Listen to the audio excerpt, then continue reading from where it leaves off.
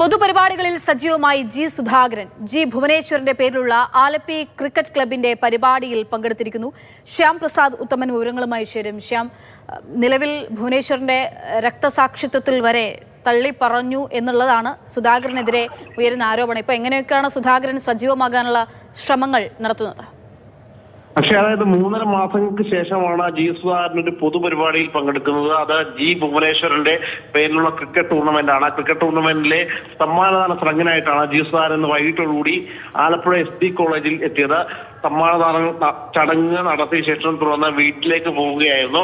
ഏതായാലും ഇന്ന് വീട്ടിൽ CCTV സാധാരണഗതിയിൽ ജി സുധാകരന്റെ വീട്ടിൽ CCTV ക്യാമറകളുണ്ട്. എന്നാൽ കൂടുതൽ CCTV ക്യാമറകൾ കൂടി ഇന്ന് വീട്ടിൽ സ്ഥാപിക്കുക കൂടി ഉണ്ടായി.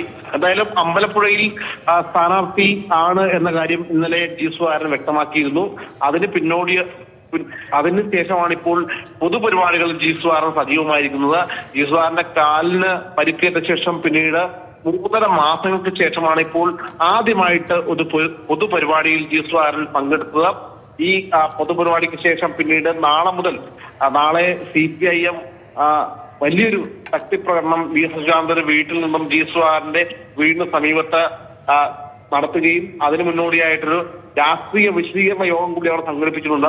എന്തായാലും താഴെത്തട്ടിൽ ജി സുധാകരനെ എതിർക്കണം എന്ന രീതിയിലുള്ള ശക്തമായ രീതിയിലുള്ള പ്രചരണ രീതികളാണ് CPM അവലംബിക്കുന്നത്. അതിന് മുന്നോടിയായിട്ടാണ് ഇപ്പോൾ ജി സുധാകരൻ പൊതുപരിപാടിയിൽ പങ്കെടുത്തുകൊണ്ട് അമ്പലപ്പുഴയിലെ സ്ഥാനാർത്ഥിത്വം ഉറപ്പിച്ചുകൊണ്ട് സജീവമാകാൻ ഒരുങ്ങുകയും ചെയ്യുന്നത്.